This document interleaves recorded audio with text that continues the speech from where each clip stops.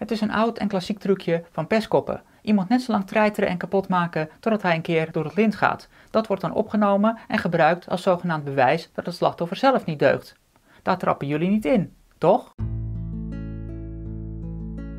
Waarom gaat pesten altijd door? Omdat mensen te veel waarde hechten aan beschuldigingen van anderen. Denk eens na over hoe je zelf een kant kiest als je pestgedrag of een ruzie ziet. De meeste mensen zullen de kant kiezen voor iemand die ze mogen. Ze zullen gaan fanboyen. Je hebt ook mensen die doen alsof ze neutraal zijn. Zij zeggen dat als er twee vechten, hebben ook twee schuld. Maar uiteindelijk kiezen ook zij een kant. Het wordt verborgen door te zeggen dat ze het wel rationeel beslissen, dat ze kijken naar bewijs. Maar bewijs vertelt niet de hele waarheid. Hoe werkt deze truc? De waarheid. Deze cirkel stelt alles voor wat er tijdens het pesten is gebeurd. Jarenlang uitschelden, bedreigen en mishandelen door pestkoppen.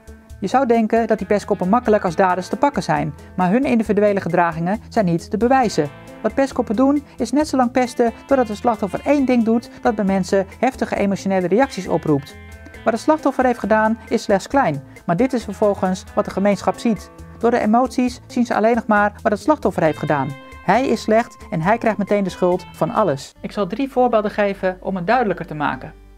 Ik was amper 15 jaar toen ik het volgende meemaakte op school. De leerkracht was even weg. Ik werd door een aantal pestkoppen bekogeld met schoolkrijt. Van een vorige keer wist ik dat als de leerkracht het krijt zou aantreffen rondom mijn stoel, ik een zware straf zou krijgen.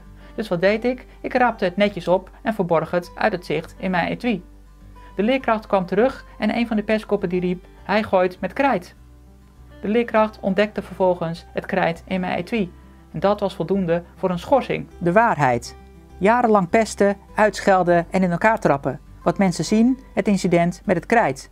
Conclusie van de gemeenschap, het slachtoffer is slecht en heeft het verdiend wat hem allemaal is overkomen. Natuurlijk heb ik ook de ruzies in de YouTube-gemeenschap gevolgd. Iemand werd continu gehaat en openbaar voor gek gezet. Na een aantal weken was de maat vol en schold hij uit frustratie met kanker. En toen was hij natuurlijk de slechtste man ter wereld. De waarheid. Haat, expose en wekenlang pesten. Wat mensen zien, de bedreiging en het schelden met kanker. Conclusie, het slachtoffer is slecht en moet maar stoppen met YouTube. Op Misdefinitie Weblog staan meer dan 1 miljoen woorden over alle denkbare politieke onderwerpen. Ja, er wordt wel eens gescholden op zware criminelen. Wat deze pestkoppen doen, is een aantal woorden uit hun context halen en doen alsof iedereen wordt uitgescholden. De waarheid. 1 miljoen woorden, 800 artikelen over alle mogelijke onderwerpen. Wat mensen zien, scheldwoorden, nazi, fascist. Conclusie, het slachtoffer is slecht en mag volledig kapot worden gemaakt. Pestkoppen zeggen altijd dat het je eigen schuld is. Je kan het namelijk makkelijk voorkomen, gewoon door te doen wat de pestkoppen zeggen.